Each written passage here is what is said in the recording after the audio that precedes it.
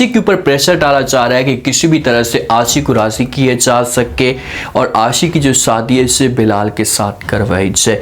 अगर आशी यही बात और जाकर अज़हर के साथ शेयर करती है, उसे जाकर बताती है, तो आगे से अज़हर का क्या रिस्पॉन्स आता है, क्योंकि आशी अपनी माँ की निस्बत ज़्यादातर जो बातें हैं इसे अज़हर के साथ शेयर करती है। क्या आशी से घर छोड़कर भाग भी सकती है? जब से अंबर के वालिद की डेथ हुई है ना, तो उसके बाद अंबर बेचारी तन्हा सी रहना शुरू हो जाती है। उसके चेहरे से मुस्कुराहट बिल्कुल भी ख़त्म हो जाती है और जब अज़हर ये माहौल देखती है तो अज़हर को बड़ी तकलीफ होती है और अज़हर को इस बात का बिल्कुल यकीन हो जाता है कि भाई अंबर कभी भी ये टेस्ट, ये रिज़ल्ट क्लियर नहीं कर पाएगी, इसे पास नहीं होगी। और बच्चों के साथ अगर हकीकत लाइफ में भी देखा जाए ना, तो ऐसा होता है जब बच्चों के वालिदैन उनको छोड़कर चले जाए तो बच्चों के चेहरे से मुस्कुराहट हमेशा के लिए ख़त्म हो जाती है, वो बिखर से जाते हैं। तो अब अंबर के साथ भी ऐसा हो रहा होता है। आशी और अंबर दोनों जाते हैं रिजल्ट अपना चेकअप करवाने के लिए स्कूल के अंदर, तो उनको जब रिजल्ट मिलता है तो ये दोनों पास हो जाती हैं, तो ये बड़ी खुश होती हैं। जिस वक्त घर में आती है ना, तो आशी के सामने इसकी नानो आती है, इससे पूछती है। नानो को तो पता होता है, लेकिन आशी नानो को किसी किस्म का कोई भी जवाब नहीं देती, क्योंकि आशी नानो से नाराज होती है। वो तो बात भी नहीं करना चाहती इन दोनों के साथ, अपनी माँ के साथ और अपनी नानो के साथ। ये वहाँ से भागती है और ये अज़हर के कमरे के अंदर चली आती है। सबसे पहले ये अज़हर को बताती है, अज़हर को ये भी कहती है कि मैं भी पास हो गई हूँ और अंबर भी पास हो गई। पहले तो अज़हर इस बात पर यकीन भी नहीं कर पा रही होती, वो आशी को यहाँ पर इनकार भी कर सकती है, लेकिन आशी जब उसके सामने रिजल्ट रखेगी तो फिर जाकर इसे यकीन हो जाएगा। बहरहाल किसी तरह से अज़हर के चेहरे के ऊपर थोड़ी सी मुस्कुराहट आती है। जब अस्मा वालों को, फरत वालों को इस बात का पता चलता है तो ये दोनों तैयार होते हैं और अज़हर के घर के अंदर आ जाते हैं। इस वक्त अज़हर के घर के अंदर आते हैं, काफ़ी टाइम हो जाता है इसे अज़हर के घर के अंदर नहीं है, तो अज़हर इनसे थोड़ी सी नाराज़ भी होती है। अज़हर इनके सामने गिले शिकवे भी करना शुरू कर देती है और इन लोगों को इसे भी बताती है। वो आकर अज़हर को मुबारकबाद देते हैं, तो अज़हर कहती कि भाई मुझे तो अंबर के इन रिजल्ट के ऊपर बिल्कुल भी यकीन नहीं हो रहा था, क्योंकि जब से इनको वालिद छोड़ कर गए तो उसके बाद मेरे बच्चे जो है वो बिखर से गए हैं, हर वक्त तन्हा से रहते हैं। तो मैं ये सोच कर बैठी थी कि कभी भी अंबर जोगी ये इसका रिजल्ट नहीं देगी, लेकिन फिर भी उसने मेहनत की है, अपने आप को एडजस्ट करने की कोशिश की है और आज उसके इसका रिजल्ट आया। जब ये बातें सुनेगी और अज़हर का शिकवे शिकायत भी सुनेगी तो अज़हर को फ़ौरन जवाब देती और कहती कि भाभी वो सब कुछ ठीक है, मैं इस बात को मानती हूँ कि हम यहाँ पर नहीं है, लेकिन हमारा आने का यहाँ पर बिल्कुल भी दिल भी नहीं करता था, हमें डर लगता था, क्योंकि जो लोग इस घर के अंदर मौजूद है तो आगे से उनका जो रिएक्शन आना था ये हमसे बर्दाश्त नहीं होना था। ये आसमा जो बातें कह रही है ना, से बिल्कुल भी ठीक कह रही है। आसमा को इस बात का पता है कि भाई अगर हम लोग इस घर के अंदर आ गए तो आगे से जो पप्पू ने हमें बातें सुनानी है, सहरा ने हमें बातें सुनानी है, तो हम कभी भी वो बर्दाश्त नहीं कर पाएंगे। अब जिस हिसाब से अकेले हो चुके हैं ना, तो इन्होंने ये फैसला अच्छा किया है। फ़रत भी वहाँ पर मौजूद होती है और अज़हर को कहती है कि प्लीज़ अज़हर आप हमारे साथ चलिए, वहाँ पर हमें आपको बहुत ज़्यादा मिस करते हैं, आपकी कमी को महसूस करते हैं,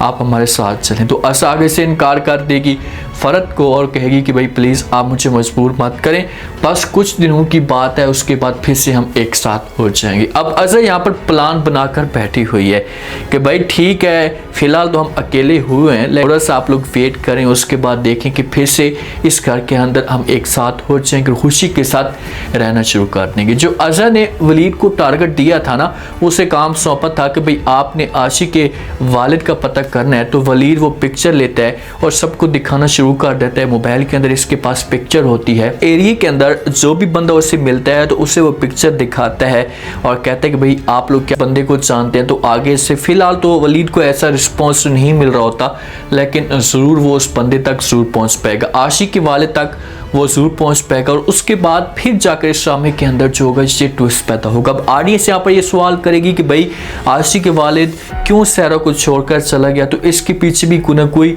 बड़ी बात हो सकती है, इसके पीछे भी कोई ना कोई रीज़न हो सकता है। ये भी हो सकता है कि इन्होंने खुद जानबूझकर इसको इस घर से निकाला, और दूसरा ये भी हो सकता है कि इन्होंने इससे पैसा बर्बाद किया और सारा का सारा पैसा लूटा और उसके बाद फिर किक मार दी। आप देखते हैं कि बंदा मिलने के बाद फिर जाकर सारी की सारी जो असलियत होगी, सारी की सारी जो बात होगी से खुलकर सामने आ जाएगी। वलीद जब घर जाता है तो इसके पास समन आती है और आकर पूछती है सारी बात और कहती है कि भाई तुम कहाँ गए थे, कुछ मेरे साथ बात शेयर तो करो। तो आगे से वलीद खुलकर सारी बात बता देता है समन को।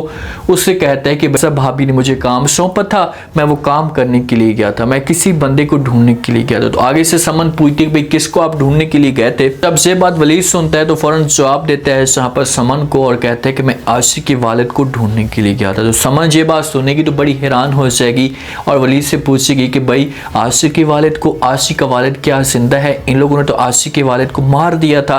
तो वलीद कहता है कि नहीं, आशिक का वालिद जिंदा है और हमने उसे हर सूरत में ढूंढना और ढूंढने के बाद जो होंगे ना फिर हमने गेम डालनी। अब देखते हैं कि ये कौन सी गेम डालते हैं और किस तरह के सबूत अपने पास इकट्ठे करते हैं। दूसरी तरफ असर बेचारी के ऊपर प्रेशर डाला जा रहा है, इसे दबाने की कोशिश की जा रही है कि किसी भी तरह से असर अपनी इद्दत पूरी करे और उसके बाद इसे किक मार दी जाए।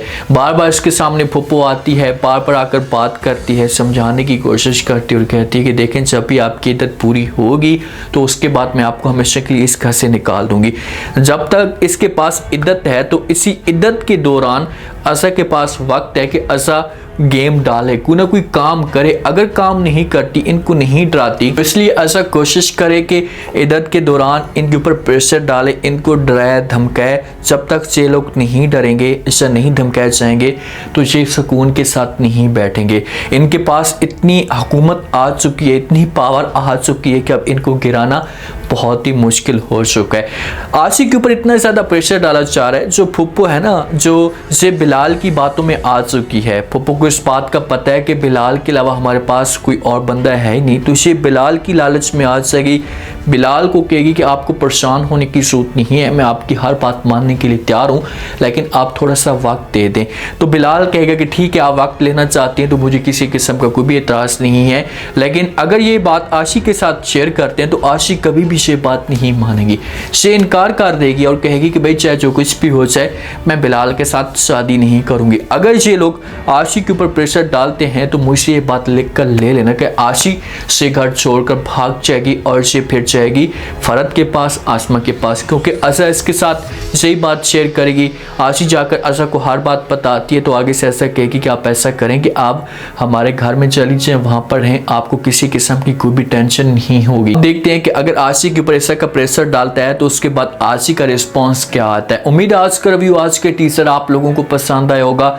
आपने कमेंट सेक्शन में अपनी कीमती लास्ट में आपको क्या लगता है, क्या नेक्स्ट आने वाले के साथ में जैसे जैसे माहौल बनता जा रहा है, जैसे जैसे असर ने वलीद को काम सौंपा हुआ है, तो क्या वलीद अपनी मंजिल तक पहुंच पाएगा?